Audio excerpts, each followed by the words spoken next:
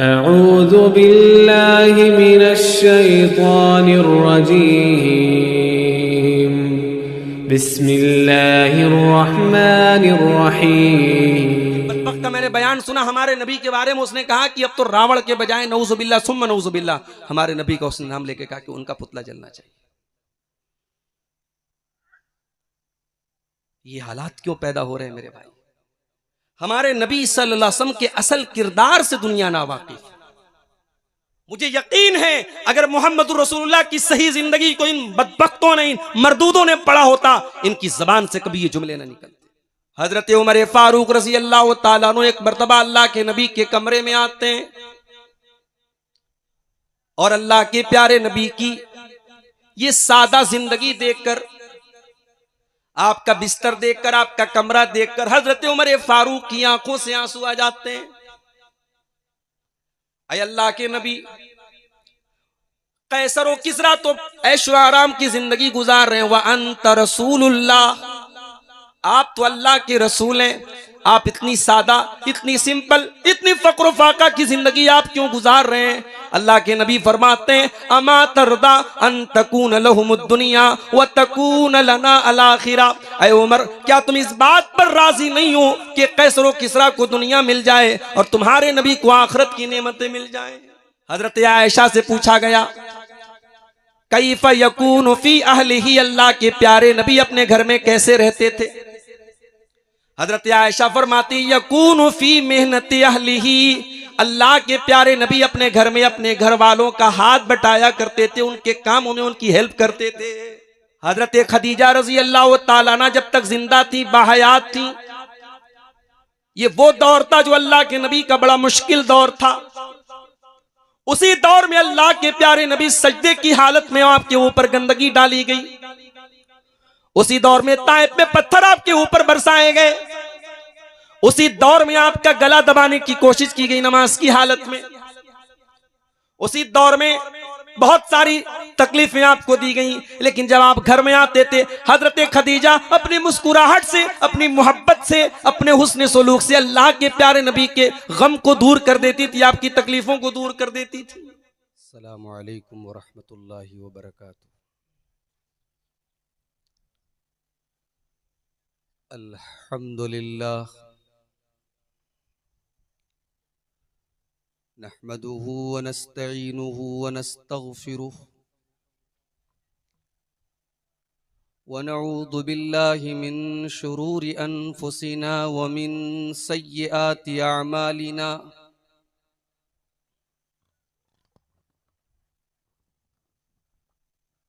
मन यहदिहिल्लाहु फला मुदिल्ल लहु व मन युद्लिल फला हादिय लहु व अशहदु अल्ला इलाहा इल्लल्लाहु वहदहु ला शरीक लहु व अशहदु अन्ना मुहम्मदन अब्दुहु व रसूलुहु। या अय्युहल्लज़ीना आमनुत्तक़ुल्लाहा हक़्क़ तुक़ातिही व ला तमूतुन्न इल्ला व अंतुम मुस्लिमून। या अय्युहन्नासुत्तक़ू रब्बकुमुल्लज़ी ख़लक़कुम मिन नफ़्सिन वाहिदा व ख़लक़ मिन्हा ज़ौजहा व बत्त मिन्हुमा रिजालन कसीरन व निसाअ वत्तक़ुल्लाहल्लज़ी तसाअलून बिही वल अरहाम इन्नल्लाहा काना अलैकुम रक़ीबा। या अय्युहल्लज़ीना आमनुत्तक़ुल्लाहा व क़ूलू क़ौलन सदीदा युस्लिह लकुम अअमालकुम व यग़फ़िर लकुम ज़ुनूबकुम वमन युतिइल्लाह व रसूलहु फ़क़द फ़ाज़ फ़ौज़न अज़ीमा। अम्मा बाद फ़इन्न ख़ैरल हदीथ किताबुल्लाह व ख़ैरल हदी हदी मुहम्मदिन सल्लल्लाहु अलैहि वसल्लम व शर्रल उमूरि मुहदसातुहा व कुल्ल मुहदसतिन बिदअह वकुल्ल बिदअतिन ज़लालह वकुल्ल ज़लालतिन फिन्नार। अऊज़ु बिल्लाहि मिनश शैतानिर रजीम। बिस्मिल्लाहिर रहमानिर रहीम।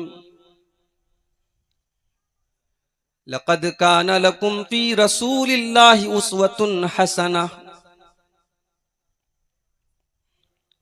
अल्लाहुम्मा सल्लि व सल्लिम व बारिक अलैहि। सदर मुहतरम, उलमाए किराम, मुहतरम बुजुर्गों, नौजवान साथियों, पर्दा नशीन माओ और बहनों, प्यारे बच्चों, बेनीपुर के इस अजीम शान प्रोग्राम में हम और आप इस वक्त जमा हैं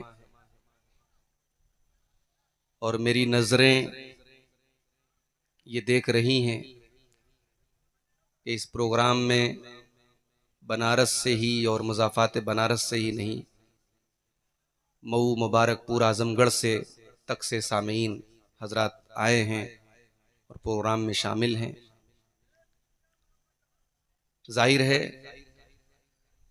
इसकी एक बहुत बड़ी वजह आज के हमारे इस प्रोग्राम के बहुत खुसूसी मुक़र्रिर और हम सब के बड़े हरदिल अजीज़ ख़तीब शेख जरजीस इटावी हफ़िज़हुल्लाह भी हैं, और कहीं न कहीं आप हजरात के दिलों में आज के इस मादियत के दौर में भी कुरान और सुन्नत की बातों को सुनने का जज्बा है, जो रात के इस वक्त में अपने बिस्तरों और अपने आराम को छोड़कर बेनीपुर के इस मैदान में हमें और आपको जिस चीज़ ने इकट्ठा किया है, ये वही जज्बा है।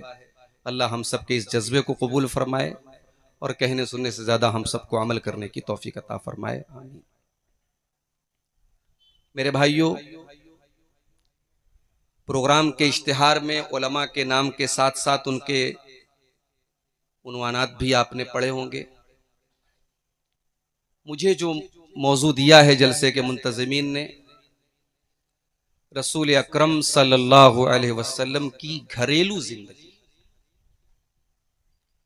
मैं बहुत शुक्रिया अदा करता हूं जलसे के मुंतज़मीन का।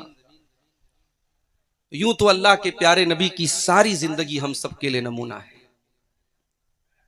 जिंदगी का कोई पहलू ऐसा नहीं है जिसमें हमारे लिए इबरत ना हो, नमूना ना हो, मिसाल ना हो। मगर अल्लाह के प्यारे नबी सल्लल्लाहु अलैहि वसल्लम की घरेलू जिंदगी, इस पर अगर हम गौर करें तो कुछ चीजें हमें हैरान कर देती हैं, जो कि दुनिया में हर इंसान, उसकी घरेलू जिंदगी अलग होती है और घर के बाहर की जिंदगी अलग होती है।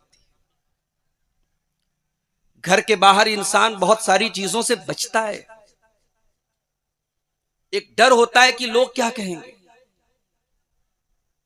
लेकिन घर के अंदर इंसान फ्री होता है कि ये तो घर के लोग हैं, बीवी है, बच्चे हैं। आप ये कह सकते हैं कि इंसान का असल रूप उसके घर में उसका होता है। और यही वजह है कि दुनिया की बहुत बड़ी बड़ी हस्तियों की पब्लिक लाइफ अलग थी, लेकिन फैमिली लाइफ अलग थी। पता लगा साहब घर के बाहर मोटिवेशनल स्पीकर हैं, दुनिया को सबक दे रहे हैं, मोटिवेट कर रहे हैं, घर में बीवी के साथ झगड़ा चल रहा है। बाहर वालों को हमदर्दी और रहमदिली का सबक दे रहे हैं और घर में साहब जल्लाद बने फिर रहे हैं। हमारे नबी सल्लल्लाहु अलैहि वसल्लम की जो घरेलू जिंदगी है, जिस तरीके से आपकी बाहर की जिंदगी बेमिसाल है, वैसे ही आपकी घरेलू जिंदगी भी बेमिसाल है।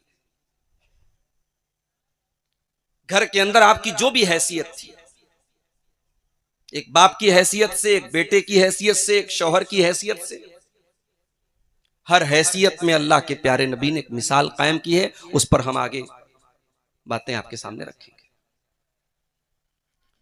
इससे पहले कि हम अल्लाह के नबी की घरेलू जिंदगी देखें, आइए पहले जरा सीरत के पन्ने उल्टे और देखें कि अल्लाह के प्यारे नबी का घर कैसा था। दुनिया का सबसे अजीम इंसान, कायनात का इमाम, मदीने का ताजदार, मुसलमानों के रईस आजम, सरदार, पेशवा, आपका घर कैसा था? अल्लाह के नबी मदीना आए, आपने सबसे पहले अपनी मस्जिद बनाई। घर नहीं बनाया आपने, मस्जिद बनाई। और मस्जिद जब बन गई तब आपने अपने कमरे बनाए।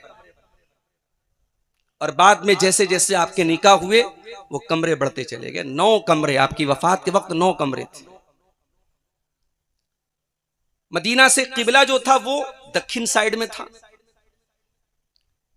किबले की तरफ से लेफ्ट में अल्लाह के नबी के कमरे थे।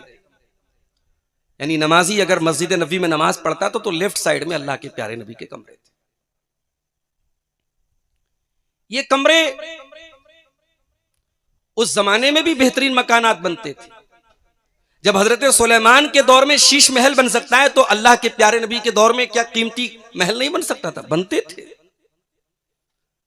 मगर नबी का घर कोई कीमती घर नहीं था। मटेरियल से अगर हम सोचें, मिट्टी का घर था, खजूरों का छप्पर था छत के ऊपर, खजूरों के तने का पिलर था।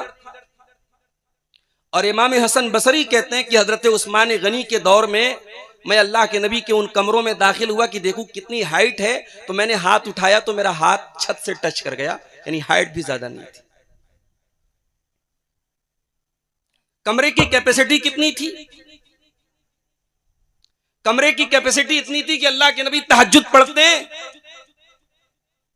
हजरत आयशा सामने लेटी हुई हैं। अल्लाह के प्यारे नबी जब सजदे में जाने लगते हैं तो हजरत आयशा को हाथ से इशारा करते हैं, वो अपना पैर समेटती हैं, तब आप सजदा करते हैं। अगर कमरा और लंबा चौड़ा होता तो इसकी नौबत ना आती। यानी कमरा इतना तंग है, इतना छोटा सा कमरा है। दुनियावी एतबार से हम कह सकते हैं बड़ी छोटी छोटी कोठरियों में, बड़े छोटे छोटे कमरों में इस उम्मत की माओं ने जिंदगी गुजारी है, हमारे नबी ने जिंदगी गुजारी है। इन कमरों में कोई फर्नीचर नहीं था, कोई अलमारी नहीं थी, कोई सोने के जेवरात नहीं थे, कोई कीमती कपड़े नहीं थे। एक मामूली सी चटाई पर थी जिस पर जनाब मोहम्मद रसूलुल्लाह सल्लल्लाहु अलैहि वसल्लम सोया करते थे। एक चमड़े का तकिया था जिसमें खजूरों की छाल भरी थी, इस पर अल्लाह के नबी टेक लगा के सोते थे। एक लकड़ी का प्याला था, एक पानी का मशकेजा था। ये नबी के कमरे की कुल कायनात थी। हजरत उमर फारूक रज़ी अल्लाह तआला अन्हु एक मर्तबा अल्लाह के नबी के कमरे में आते हैं और अल्लाह के प्यारे नबी की ये सादा जिंदगी देखकर, आपका बिस्तर देखकर, आपका कमरा देखकर हजरत उमर फारूक की आंखों से आंसू आ जाते हैं। अल्लाह के नबी, कैसर व किसरा तो ऐशो आराम की जिंदगी गुजार रहे हैं, व अंत रसूलुल्लाह, आप तो अल्लाह के रसूल हैं। आप इतनी सादा, इतनी सिंपल, इतनी फक्र फाका की जिंदगी आप क्यों गुजार रहे हैं? अल्लाह के नबी फरमाते हैं, अमा तरदा अन तकून लहुमुद दुनिया व तकून लना अल आखिरा। ऐ उमर, क्या तुम इस बात पर राजी नहीं हो कि कैसर व किसरा को दुनिया मिल जाए और तुम्हारे नबी को आखिरत की नेमतें मिल जाएं? ये नबी का घर था मेरे भाई। और बड़ी अजीब बात यह है कि नबी के घर में रहने वाली नबी की बीवियों ने कभी इस बात का शिकवा नहीं किया कि हमारे घर में कोई कीमती चीज क्यों नहीं है। नबी की बीवियों ने, नबी ने जैसे रखा वैसे जिंदगी गुजारी। दुनिया में लोग एक जुमला बोलते हैं ना कि कामयाब इंसान के पीछे किसी औरत का हाथ होता है। मुझे कहने की इजाजत दीजिए, मेरे नबी की बीवियां, जाहिर है कि मेरे नबी ने कोई निकाह अपनी मर्जी से नहीं किया, ये निकाह भी अल्लाह की तरफ से हुआ। जो किसी नबी की किसी बीवी पर उंगली उठाए वो अल्लाह के सिलेक्शन पर उंगली उठाता है। जो मरदूद, जो बदबख्त, नबी की किसी बीवी को बुरा भला कहे, वो अल्लाह तबारक व तआला के सिलेक्शन पर सवाल उठाता है। नबी ने कोई निकाह अपनी मर्जी से नहीं किया। नबी की 9 बीवियां हैं। पूरी हदीस के जखीरे में कहीं लाके दिखा दो कि नबी की इन बीवियों ने कभी कंप्लेंट की हो कि अल्लाह के नबी हमने खाना नहीं खाया आज। 2-2 महीने गुजर जाते थे, खाना नहीं मिलता था। हजरत आयशा रजी अल्लाह ताला ना अपने भांजे हजरत उर्वा से कहती हैं, इन कुन्ना लनंजुरु इलल हिलाल, ऐ उर्वा, महीने का पहली तारीख का चांद नजर आता था, पूरा महीना गुजर जाता था, दूसरे महीने का चांद नजर आता था, फिर पूरा महीना गुजर जाता था, तीसरे महीने का चांद नजर आता था, 3-3 महीने गुजर जाते थे। वमा यूक़दु फी रसूलिल्लाहि फी अबियाति रसूलिल्लाहि सल्लल्लाहु अलैहि वसल्लम नार। 3-3 चांद देख लेते थे, 2-2 महीना गुजर जाता था, नबी के घर में चूल्हा नहीं जलता था। उर्वा ने पूछा, खाला जान फिर जिंदगी कैसे गुजर बसर होती थी? मा काना युईशुकुम, जब घर में चूल्हा नहीं जलता था तो खाला जान आप लोग जीते कैसे थे, जिंदगी कैसे गुजरती थी? फरमाया, अल अस्वदानियत तमरु वल मा, ऐ मेरे भांजे, तेरे नबी और तेरे नबी की फैमिली खजूर खा करके और पानी पी करके जिंदगी गुजार लिया करती थी। मेरी प्यारी मां और बहनों, ये तलाक के केसेस क्यों आ रहे हैं? ये गरीब शौहर अपनी बीवी के शौक को पूरा नहीं कर पा रहा है, तलाक और खुला के केसेस क्यों आ रहे हैं? माफ कीजिएगा, वो सब्र नहीं है, वो कनात नहीं है, वो जिंदगी गुजारने का हौसला नहीं है जो नबी की बीवियों के अंदर था।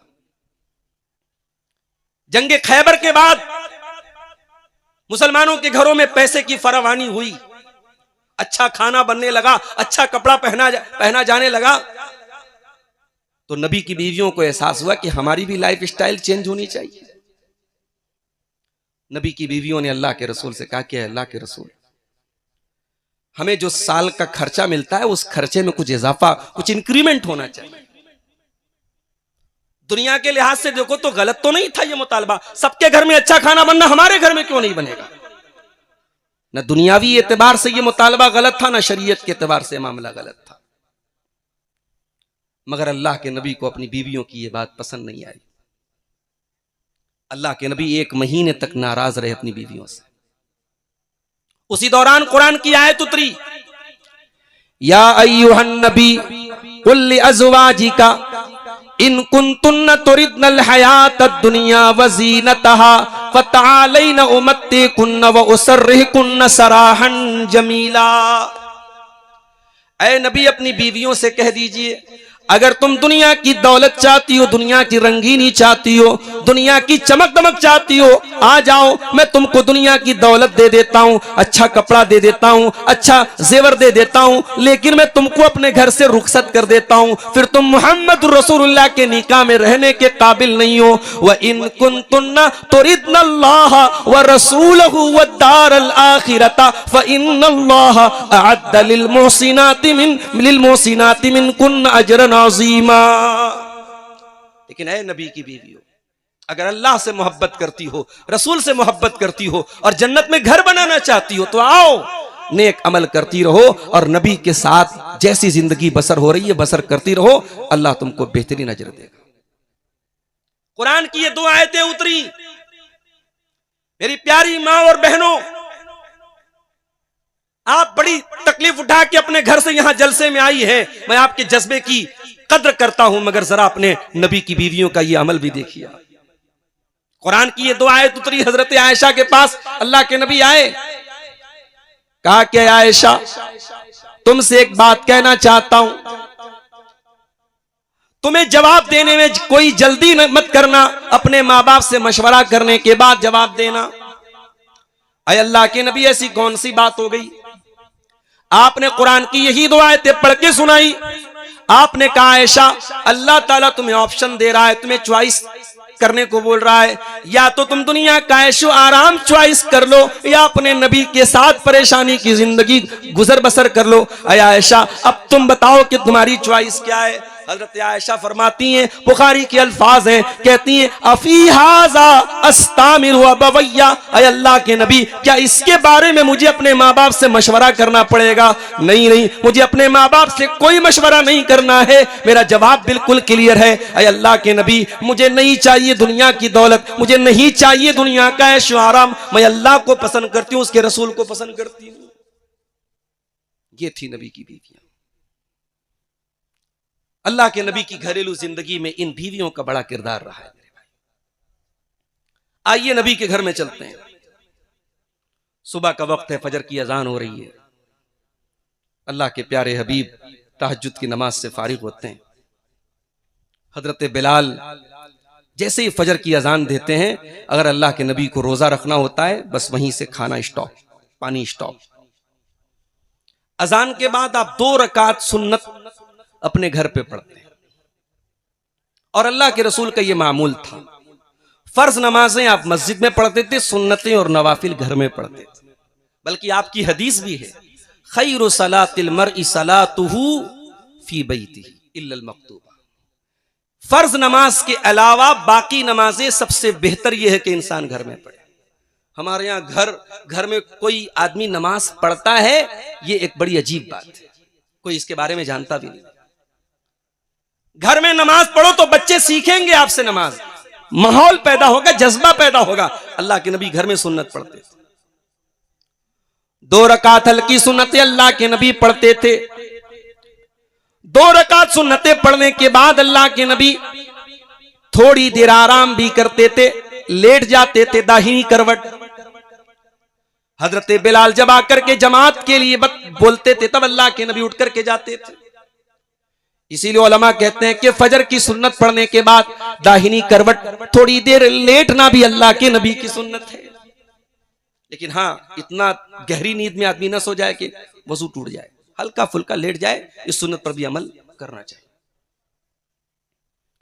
उसके बाद आप हजरत आयशा फरमाती हैं, इन कुन्तु मुस्तैक़िज़तन फहद्दसनी, फजर की सुन्नतें पढ़ने के बाद अगर मैं जाग जाती थी तो अल्लाह के नबी मुझसे बातें करते थे। हुस्न सलूक देखिए आपका। बीवी जाग रही है, सुबह का टाइम है, फजर का टाइम, अल्लाह के नबी उस 5-10 मिनट का टाइम जो अजान और इकामत के बीच में होता था, उसमें भी हजरत आयशा से बातचीत करते थे। फिर आप मस्जिद में आते थे, नमाज आप फजर की पढ़ाते थे, और नमाज पढ़ने के बाद आप अपने मुसल्ले पर बैठे रहते थे, यहां तक कि सूरज निकल जाता था। उतनी देर तक आप बैठे बैठे अल्लाह का जिक्र करते रहते थे। सूरज जब निकल जाता था और सूरज निकलने के कुछ देर के बाद जब सूरज थोड़ा बुलंद हो जाता था, तब आप चाश्त की नमाज पढ़ने के बाद घर तशरीफ लाते थे। घर जब आप आते तो कभी ऐसा भी होता था कि आप जिस बीवी के घर पे आपकी बारी होती थी, आप जब वापस आते थे तो वो बीवी बैठ करके मुसल्ले पर अल्लाह का जिक्र कर रही होती थी। हजरत जुवैरिया रजी अल्लाह ताला अन्हा, आप फजर की नमाज पढ़ने के बाद, सूरज निकलने के बाद और चाश्त की नमाज पढ़ने के काफी देर के बाद जब आप घर में आए, आपने देखा कि आपकी बीवी हजरत जुवैरिया रजी अल्लाह ताला अन्हा अपने मुसल्ले पर बैठ करके अल्लाह का जिक्र कर रही हैं। ओ मेरी प्यारी माँ बहनों, कहां गई वो औरतें जो मुसल्ले पर बैठ करके अल्लाह का जिक्र किया करती थी? आपने कहा जुवैरिया, मैं फजर पढ़ के चला आया, मैं चाश्त की नमाज पढ़ के चला आया, इतने लंबे टाइम के बाद मैं आया, उतनी देर तक तुम अल्लाह का जिक्र करती रही। ऐ जुवैरिया, मैं 4 कलमात ऐसे पढ़ के आया हूं, अगर तुम सिर्फ वो 4 कलमात पढ़ देती, सुबहान अल्लाहि व बिहम्दिही अदद खल्किही व ज़ीनत अर्शिही व मिदाद कलिमातिही, अगर ये 4 कलमात तुम पढ़ लेती तो ऐ जुवैरिया, उतनी देर जितनी देर तुमने अल्लाह का जिक्र किया, उतना सवाब तुमको मिल जाता। आपकी बीवी बैठ करके मसल्ले पर अल्लाह का जिक्र कर रही है। घर में आप आते, जाहिर है सुबह का टाइम है, अरब में उस जमाने में भी लोग नाश्ता करते थे घर में आने के बाद। हजरत आयशा कहती हैं, एक डिश बनती थी अरब में जिसको हैस बोलते हैं, हैस। वो खजूर और पनीर और आटा वगैरह को मिला के बनाते थे, मालीदा टाइप की कोई डिश होती थी। हजरत आयशा कहते कभी वो होती तो मैं खिला देती थी। आप घर में आप आए, अगर खाने की कोई चीज नहीं है, आपने पूछा हल इंदकुम ताम, है क्या कुछ खाने को? जवाब मिला नहीं है, तो कोई गुस्सा नहीं, कोई एटीट्यूड नहीं। आपने कहा कोई बात नहीं, हम रोजे की नीयत कर लेते हैं। उलमा लिखते हैं कि नफिल रोजे की नीयत फजर की नमाज के बाद भी की जा सकती है। अगर आपने फजर के वक्त से अभी तक कुछ नहीं खाया, सुबह 7 बजे भी आप नीयत कर सकते हैं। फर्ज रोजे की नीयत फजर के पहले पहले होनी चाहिए। आपने पूछा खाना है, नहीं है, रोजे की नीयत कर लिया। घर पे आए, दस्तरखान पे जो खाने को मिला खा लिया आपने। आपके घर में ये माहौल नहीं था मेरी पसंद का खाना बनेगा तो खाऊं। अरब में एक जानवर होता था गो, सांडा। मक्के में लोग नहीं खाते थे, मदीना वालों की महबूब डिश थी। अल्लाह के नबी जब मदीना गए, वहां लोग खाते थे दावतों में। आपके सामने आया, आपने कहा मुझे पसंद नहीं, आई डोंट लाइक, मुझे पसंद नहीं। आपने नहीं खाया, लेकिन मना भी नहीं किया किसी को। लोगों के मिजाज का इतना ख्याल रखते थे। घर में आप आते थे, सलाम करके आते थे, मुस्कुरा के आते थे। हजरत आयशा से पूछा गया अल्लाह के प्यारे नबी घर में आते थे, पहला काम क्या करते थे, शुरुआत किससे करते थे? कहा कि यब्दो बिस्सिवाक, मिसवाक करके आते थे। हमारे उलमा हदीस बयान करते हैं कि साहब औरतों को चाहिए कि शौहरों के लिए बन संवर के रहें। शौहर रात में आए तो मेकअप करके सज संवर के रहें, खुशबू लगा के रहें। वो तेल मसाले की खुशबू बीवी के अंदर ना हो। शौहर का भी तो कुछ हक है भाई।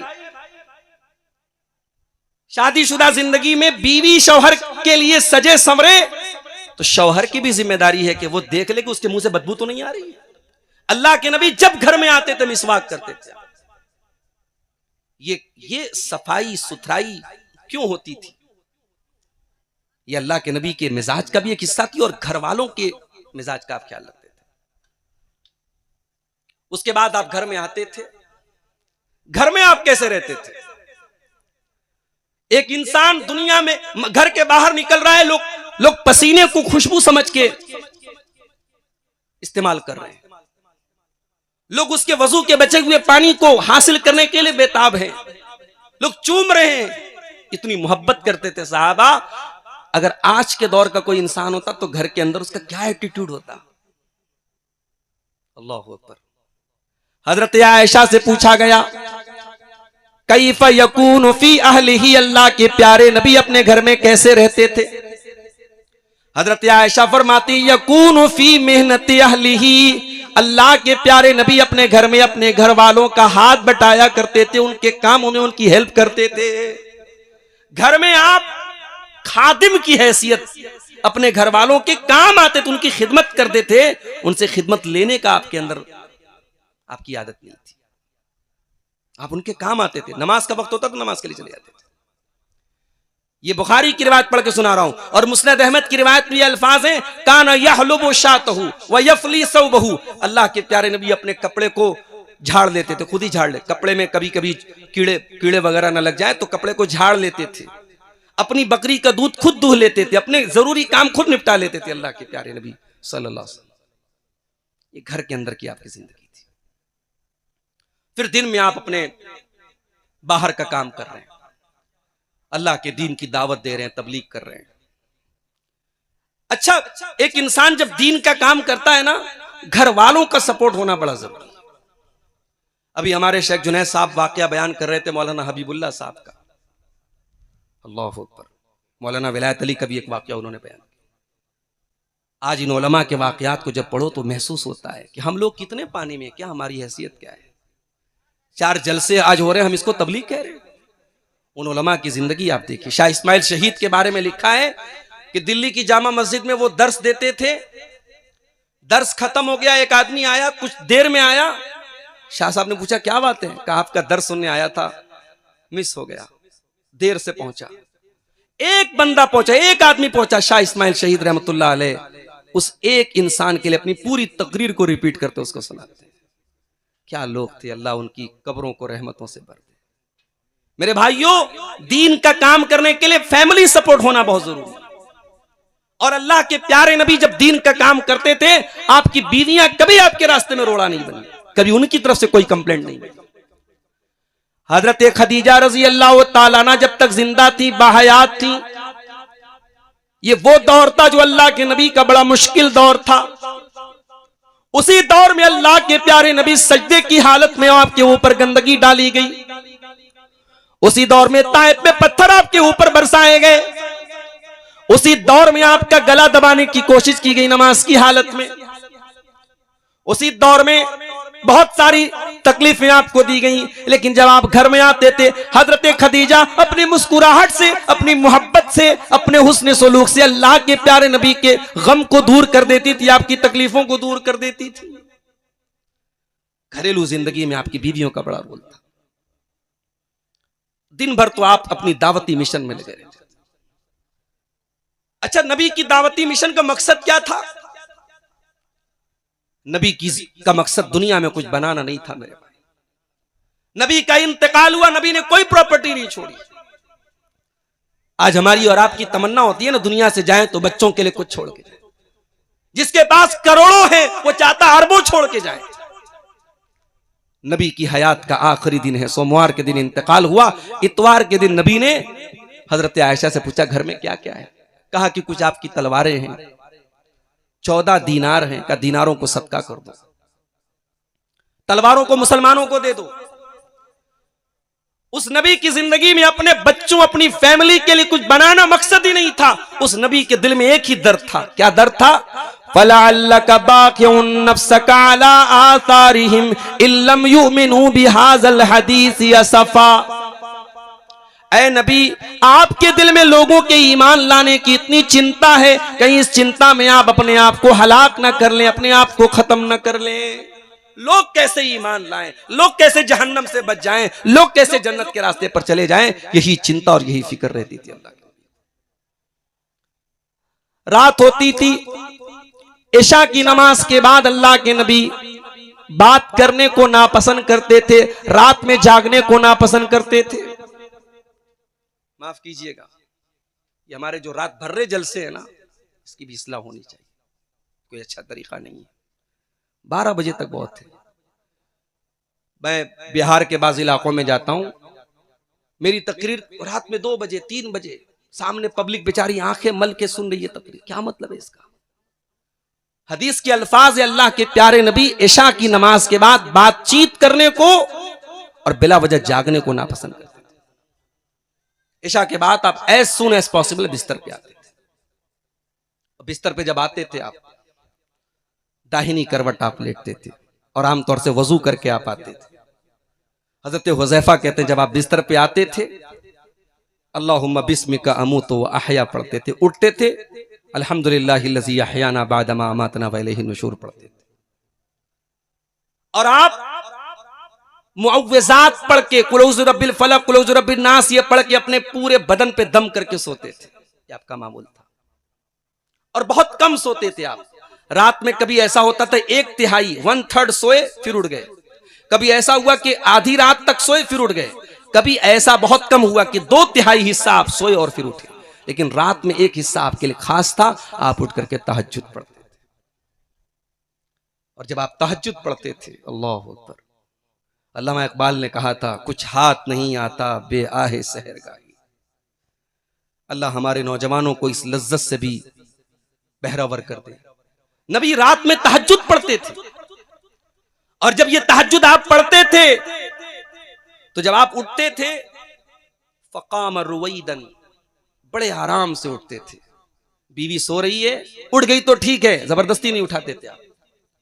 अगर बीवी सो रही है, आपकी अहलिया सो रही है, आप आहिस्ता से दरवाजा खोलते थे, वजू करते थे और तहज्जुद पढ़ने लगते थे। एक रात ऐसा हुआ, अल्लाह के प्यारे नबी ने तहज्जुद, आप हजरत आयशा के पास थे, तहज्जुद का वक्त हुआ, आपने हजरत आयशा से फरमाया, ज़रीनी अता बदले रब्बी, आया आयशा मेरी तहज्जुद का वक्त हो गया, मुझे अपने रब के लिए तहज्जुद की नमाज पढ़ना है, मुझे अपने रब की इबादत करना है।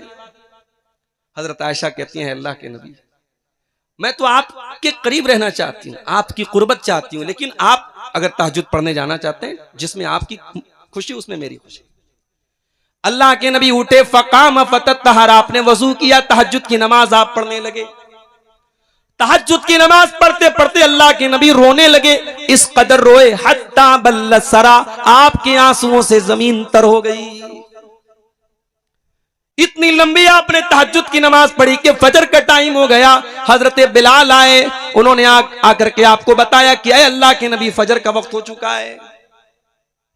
फिर आपने फरमाया, अय बिलाल, आज मेरे ऊपर कुरान की ऐसी आयतें उतरी हैं जो उन आयतों को पढ़े और उनके अंदर गौर न करे, उसके ऊपर बर्बादी है। उसके बाद आपने सूरह आल इमरान की आयतें पढ़ी, इन्न फी खल्क़िस समावाति वल अर्दि वख्तिलाफिल लैलि वन नहारी लआयातिल लिउलिल अलबाब। जमीन और आसमान की पैदाइश में, रात और दिन के आने जाने में अक्लमंदों के लिए निशानियां हैं। अल्लज़ीना यज़्कुरून अल्लाह क़ियामन व क़ुऊदन व अला जुनूबिहिम व यतफ़क्करून फ़ी ख़ल्क़िस समावाति वल अर्द रब्बना मा ख़लक़्त हाज़ा बातिला। अक्लमंद कौन लोग हैं? जो जमीन व आसमान की पैदाइश पर गौर करते हैं और खड़े होकर के, बैठ करके और लेट करके अल्लाह को याद करते हैं। और जब जमीन व आसमान की पैदाइश पर गौर करते हैं तो इस नतीजे पर पहुंचते हैं, रब्बना मा खलक़्त हाज़ा बातिला, अय अल्लाह तूने इस कायनात को बेमकसद नहीं पैदा किया। तो रातें ऐसी होती थी अल्लाह की। उन रातों में कभी ऐसा भी हुआ कि अल्लाह के नबी रात में तहज्जुद की नमाज पढ़ रहे हैं और दौरान तहज्जुद आपने कुरान की ये आयत पढ़ी। हजरत ईसा अलैहिस्सलाम अपनी उम्मत के लिए दुआ कर रहे हैं, इन तुअज़्ज़िबहुम फइन्नहुम इबादुका व इन तग़फ़िर लहुम फइन्नका अंतल अज़ीज़ुल हकीम। अय अल्लाह, ये तेरे बंदे हैं, अगर तू इनको अजाब दे तो ये तेरे बंदे हैं, और अगर तू माफ कर दे तो कौन तेरा हिसाब लेने वाला है, कौन तुझसे पूछने वाला है। उसके बाद अल्लाह के नबी ने उसे तहज्जुद की नमाज में सूरह इब्राहिम की आयत पढ़ी, फमन तबिअनी फइन्नहु मिन्नी व मन असानी फइन्नका गफूरुर रहीम। इब्राहिम अलैहिस्सलाम अल्लाह से कहते हैं, अल्लाह, जो मेरी पैरवी करे वो मेरा उम्मती है, और जो मेरी नाफरमानी करे तो तू गफूर रहीम है, तू माफ करने वाला है। नबी ने रात में तहज्जुद पढ़ी, दो नबियों की दुआओं को पढ़ा। नबी अपनी उम्मत के बारे में सोच करके रोने लगे। नबी ने रात में आंसू बहाए हमारे और आपके लिए। और हम और आप इतने बदनसीब, हमारी जिंदगी में उस नबी की सुन्नतें कहां है। अभी एक बयान मैंने सुना, एक मरदूद, एक बदबख्त का, और इस तरीके के बयानबाजियां अब बढ़ती चली जा रही हैं। एक बदबख्त का मैंने बयान सुना हमारे नबी के बारे में, उसने कहा कि अब तो रावण के बजाय नऊजुबिल्लाह सुम्मा नऊजुबिल्लाह, हमारे नबी का उसने नाम लेके कहा कि उनका पुतला जलना चाहिए। ये हालात क्यों पैदा हो रहे हैं मेरे भाई?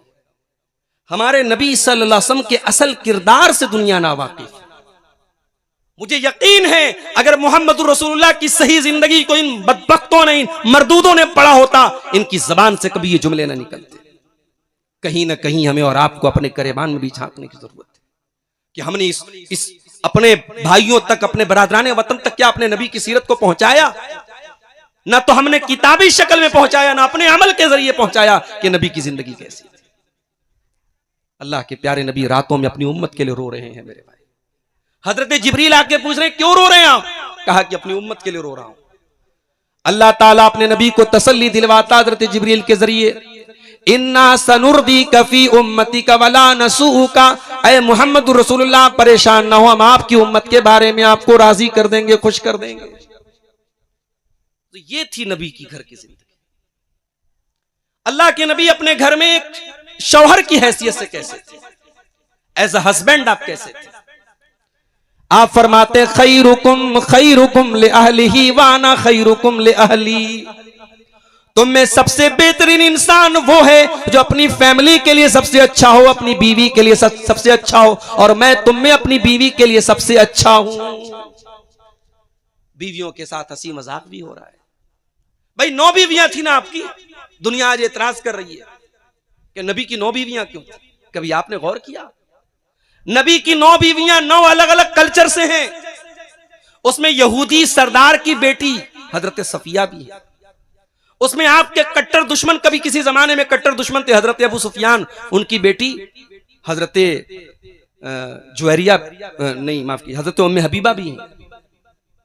उसमें आपके फूफी की बेटी हजरत ज़ैनब बिन्त जहश भी हैं। ये 9 बीवियां जो आपकी हैं, अलग अलग कल्चर, अलग अलग खानदानों से इनका ताल्लुक है। जाहिर है हमारी एक बीवी होती है, हम बहुत सारी चीजों में उसके साथ लड़ते हैं, झगड़ते हैं, नोक झोंक होती है। ये 9 अलग अलग कल्चर से आई हुई बीवियां हैं। नबी ने कितने सब्र और तहम्मुल के साथ उन बीवियों को रखा होगा।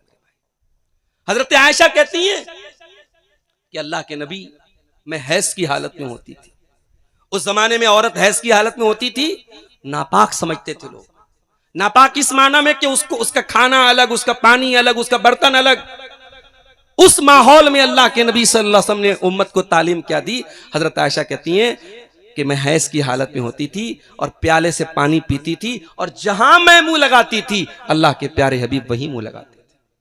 मैं गोश्त खाती थी, हड्डी पे गोश्त थोड़ा सा खाती थी, बाकी बचा के मैं अल्लाह के प्यारे नबी को देती थी, और जहां से मैंने मुंह लगाया होता था वहीं से अल्लाह के प्यारे नबी उस गोश्त को खा लेते थे।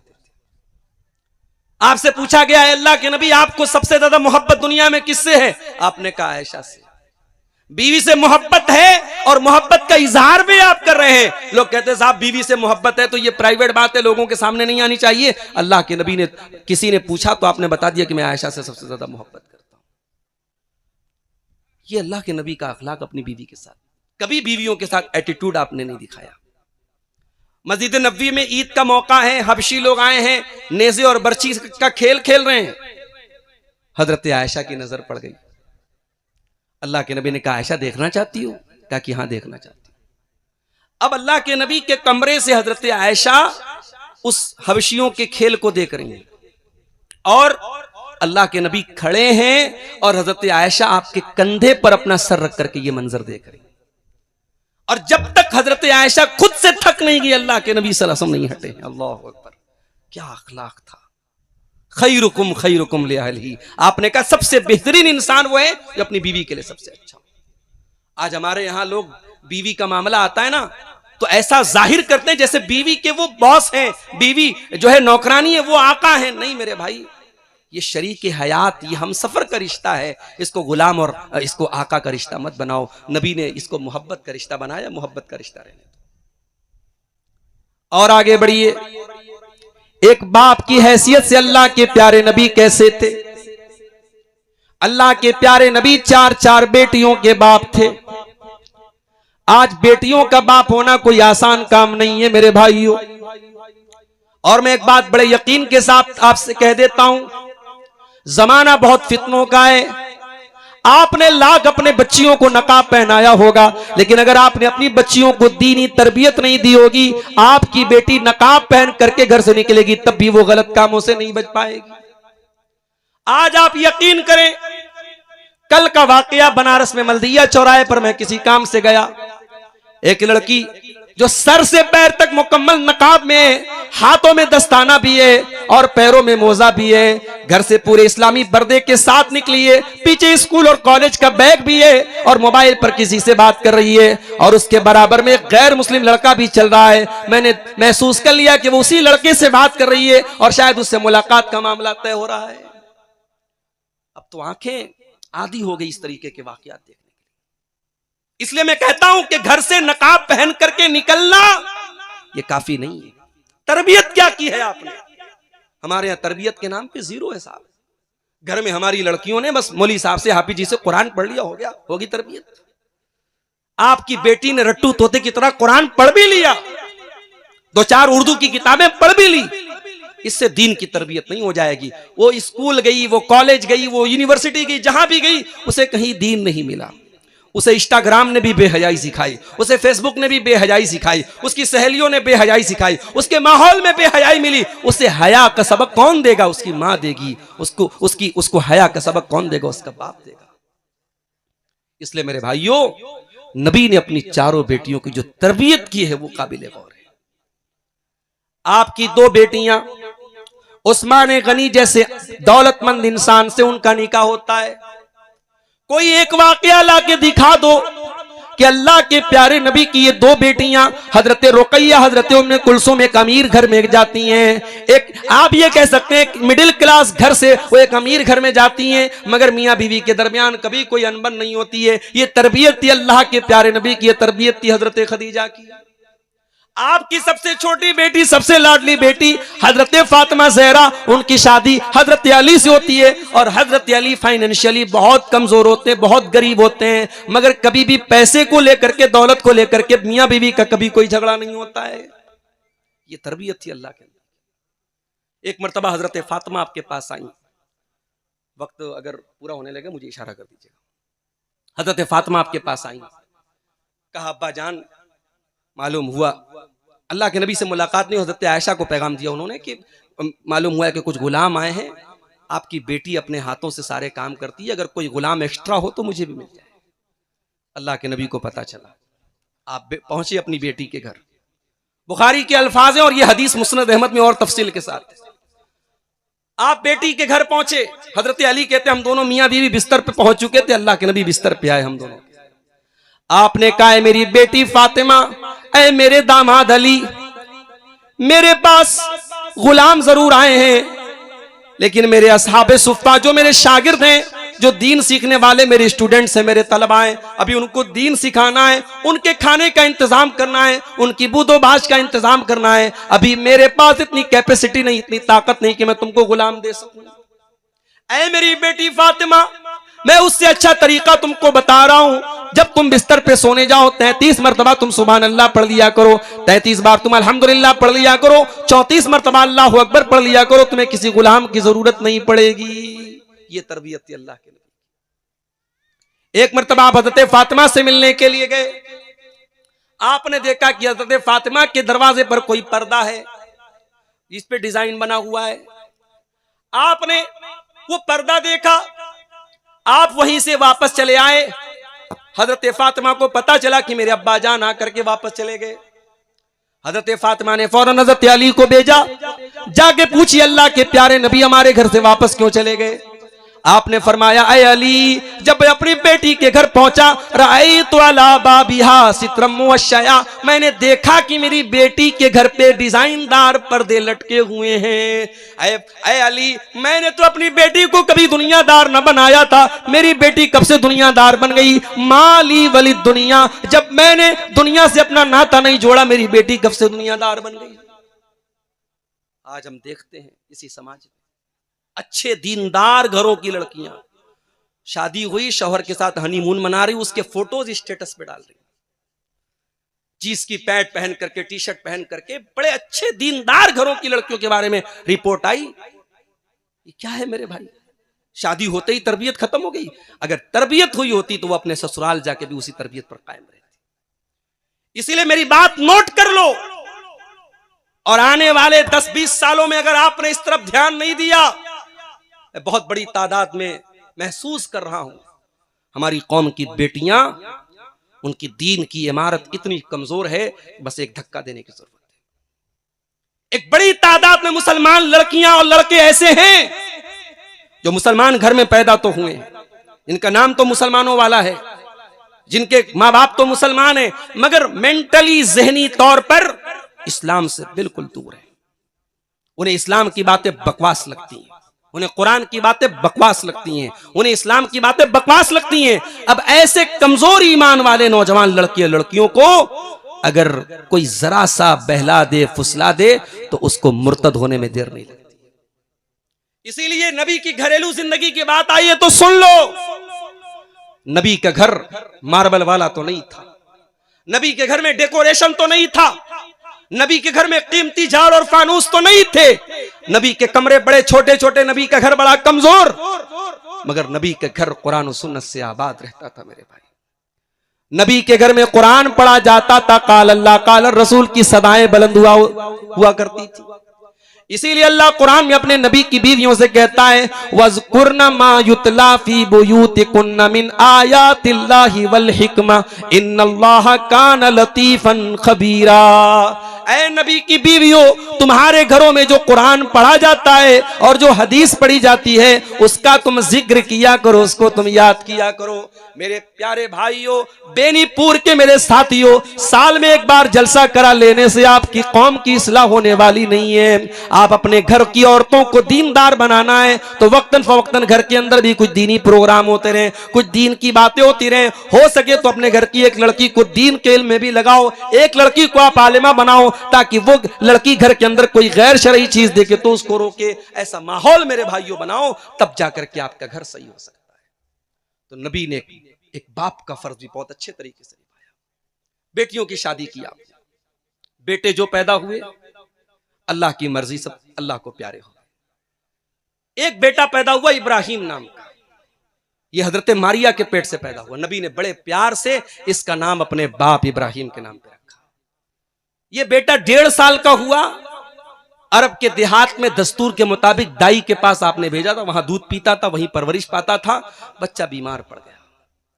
अल्लाह के नबी अपने बीमार बेटे को देखने के लिए गए। बीमार बेटा आपका इब्राहिम आपकी गोद में है और आखिरी सांसें ले रहा है, दम तोड़ रहा है। अल्लाह के प्यारे नबी नबी हैं लेकिन बाप भी हैं। अपने बेटे को आपने उस मंजर, उस हालत में देखा। हदीस के अल्फाज है, बुखारी की रिवायत है, आपकी आंखों से फफाज़तैना आंसू बहने लगे। आपने रोते हुए अपने बेटे का दम टूटते हुए देखा और जब बेटे का दम टूट गया आपने फरमाया, इन्नल आइना तदमा वल कल्ब यहज़ुन वला नक़ूलु इल्ला मा यरदा रब्बुना व इन्ना बिफिराक़िका या इब्राहीम लमहज़ूनून। ऐ मेरे बच्चे इब्राहिम, तेरे जाने से तेरे बाप का दिल गमगीन है, तेरे बाप की आंखों से आंसू बह रहे हैं, मगर तेरा बाप अपनी जबान से कोई ऐसी बात नहीं निकालेगा जिससे अल्लाह नाराज हो जाए। ये सबक भी दिया था अल्लाह के। औलाद छिन भी सकती है, बेटा आपका छिन भी सकता है, सब्र कैसे करना है, एक बाप का क्या फर्ज होना चाहिए उस मौके पर, यह भी नबी ने हमको सबक दिया है। और एक आखिरी बात बयान करके बात खत्म करूंगा। एक शौहर की हैसियत से आपने सुन लिया, एक बाप की हैसियत से सुन लिया। नबी एक बेटे की हैसियत से कैसे थे? नबी यतीम थे, मां को नहीं, आपने मां को 6 साल की उम्र में खो दिया। आपने बाप को तो पाया ही नहीं, आपने बाप का साया नहीं मिला। आप यतीम थे और यतीम से बढ़ के यतीम का दर्द कौन समझ सकता है? इसीलिए यतीमों के हुकूक आपने बयान किए। आपने फरमाया कि यतीम की परवरिश करने वाला मेरे साथ जन्नत में ऐसे रहेगा। आपने दोनों उंगलियों को इस तरीके से मिला के कहा, यतीम की परवरिश करने वाला जन्नत में मेरे साथ रहेगा। यतीमों के हुकूक आपने बयान किए। मां का आपको याद करते थे, मां को आप याद करते तो रोने लगते थे। एक बार आपने सहाबा को साथ में लिया, मां की कब्र पे आप गए और कब्र पे जाके मां को याद किया और रोने लगे। और रोते हुए अपने सहाबा से कहा कि मैंने अपने रब से इजाजत मांगी थी अपनी मां के लिए मगफरत की दुआ करने की, मेरे रब ने मुझे इजाजत नहीं दी। अल्लाह के फैसलों के आगे, अल्लाह के कानून के आगे अल्लाह का नबी भी मजबूर है मेरे भाई। अल्लाह ने अपने नबी को इजाजत नहीं दी। जाहिर है नबी के दिल में भी एक बेटे का दिल धड़कता है मां के लिए। अल्लाह ने कहा नहीं, आप अपनी मां की मगफरत की दुआ नहीं कर सकते। मेरे भाइयों, अगर आज आपकी मां मुसलमान है, आपका बाप मुसलमान है और दुनिया में है या दुनिया में नहीं है, आप जब दुआ के लिए हाथ उठाएंगे कम से कम अपनी मां के ऊपर रहम के लिए और मां की मगफरत के लिए, बाप की मगफरत के लिए आप दुआ कर सकते।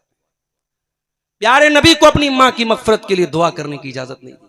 हमारे एक दोस्त हैं मुंबई में, मुजाहिद भाई, पहले वो नॉन मुस्लिम थे, इस्लाम उन्होंने कबूल किया। इसी चंदौली के रहने वाले हैं, मुंबई में रहते हैं। कभी कभी बात होती है, उनकी मां इस्लाम नहीं लाई है, पता नहीं अभी इस वक्त इधर बीच मुझसे मुलाकात बातचीत नहीं हुई है। कभी कभी याद करते थे तो रोने लगते थे कि मौलाना दुआ कीजिए मेरी मां को अल्लाह हिदायत दे दे, मेरी मां इस्लाम से करीब है, बस इस्लाम कबूल कर ले, मेरी मां को अल्लाह ताला जहन्नम की आग से बचा ले। एक बेटे के दिल में दर्द है। अल्लाह के नबी ने अपनी मां को याद किया, मां की कब्र पे गए, मगर मां की मगफरत की इजाजत नहीं मिली। बाप का आपने साया नहीं पाया। अबू तालिब ने बाप की तरह आपको पाला था। अबू तालिब की कई औलादें थी। बाद में जब आप जवान हुए और इस लायक हुए कि अपने चचा का सहारा बन सके, चचा का बोझ कुछ कम कर सके, आपने हजरत अबू तालिब के बेटे हजरत अली को अपनी परवरिश में ले लिया और अपने चचा का वो एहसान जो बाप के जाने के बाद और दादा के जाने के बाद चचा ने निभाया था, उस एहसान को उतारने की आपने कोशिश की। हजरत अली की परवरिश आपने की। इतना ही नहीं, मां को आपने नहीं पाया, जो औरतें आपकी रजाई मां थी जिन्होंने दूध पिलाया था, उन औरतों को आपने अपनी सगी मां का दर्जा दिया। कभी वो आती थीं, अल्लाह के प्यारे नबी अपनी चादर बिछा लेते थे उनके एहतराम में, उनके सम्मान में। मेरे अजीजों, मेरे भाई, तो ये मां और बाप का ये आपकी नजर में मकाम था और दुनिया को आपने सबक दिया कि दुनिया में कभी भी मां बाप का दिल मत दुखाना। मां बाप गलत हो सकते हैं, उनके फैसले गलत हो सकते हैं, उनकी बातें कड़वाहट भरी हो सकती हैं, मगर आपको यह हक नहीं है कि मां बाप का दिल दुखाएं, उनसे रिश्ता तोड़ें, उनके साथ बदसलूकी करें। इस बात की इजाजत इस्लाम आपको नहीं देता है। तो मेरे अजीजों, अल्लाह के प्यारे हबीब की ये घरेलू जिंदगी थी। इस घरेलू जिंदगी में कोई तसन्नो नहीं है, कोई बनावट नहीं है, कोई डुप्लीकेट चीज नहीं है। ये बिल्कुल प्योर जिंदगी है। जैसे आप बाहर दिखते थे वैसे घर में दिखते थे। ऐसा नहीं है कि बाहर आप बहुत अच्छे और घर वालों के लिए बहुत सख्त है, नहीं। हजरत अनस साहब के 10 साल आपकी खिदमत करने के बाद रिपोर्ट देते हैं कि 10 साल मैंने नबी की खिदमत की है, नबी ने कभी 10 साल में मुझे न डांटा है, न मारा है, न कभी किसी बात पर मुझसे पूछा है कि तूने ये काम क्यों किया, क्यों नहीं किया। तो मेरे भाइयों, मेरे अजीजों, लक़द कान लकुम फी रसूलिल्लाहि उस्वतुन हसना, अल्लाह के प्यारे नबी की जिंदगी हम सब के लिए नमूना है। हम अपनी घरेलू जिंदगी में भी अल्लाह के नबी के किरदार को अपनाने की कोशिश करें। आखिर में एक गुजारिश आपसे करना चाहता हूं। हमारे बनारस में एक मोहल्ला है अंसाराबाद। उस मोहल्ले में हमारे अहबाब ने बड़ी मेहनत और कोशिश करके, अभी तक वहां कोई हमारे भाइयों की हामिलीन तौहीद व सुन्नत की कोई मस्जिद नहीं थी। वहां पर एक मस्जिद की ज़मीन ली जा रही है। तकरीबन 75 लाख रुपए की ज़मीन की कीमत है और वो इलाका बहुत खुशहाल नहीं है। उन लोगों ने मेहनत करके 12-14 लाख रुपए इकट्ठे किए हैं। बाकी रकम के लिए वो लोग परेशान हैं। वो आए हुए हैं, उनका स्टॉल लगा हुआ है। आप हजरात जो भी अल्लाह ताला ने आपको ताकत दी है, जाते जाते उस मस्जिद के लिए, उस ज़मीन के लिए आप ताउन करके जाएं। इंशाअल्लाह वो ज़मीन में दिया गया आपका ताउन सदक़े जारिया रहेगा। जब तक वो अल्लाह का घर मौजूद रहेगा, उसका अजर व सवाब आपको मिलता रहेगा। मैं अल्लाह से दुआ करता हूँ रब्बुल आलमीन इस कार्य खैर में हम सबको हिस्सा लेने की तौफीक अता फरमाए। प्यारे नबी सल्लल्लाहु अलैहि वसल्लम की सुन्नत पर और आपकी सीरत पर हम सबको चलने की तौफीक अता फरमाए। प्यारे नबी से सच्ची मोहब्बत की हम सबको तौफीक अता फरमाए। जब तक हम दुनिया में ज़िंदा रहें, इस्लाम पर ज़िंदा रहें और ख़ात्मा हम सबका ईमान पर हो। आमीन। व आखिर दावाना अनिल हम्दुलिल्लाहि रब्बिल आलमीन। वस्सलामु अलैकुम व रहमतुल्लाहि व बरकातुहू।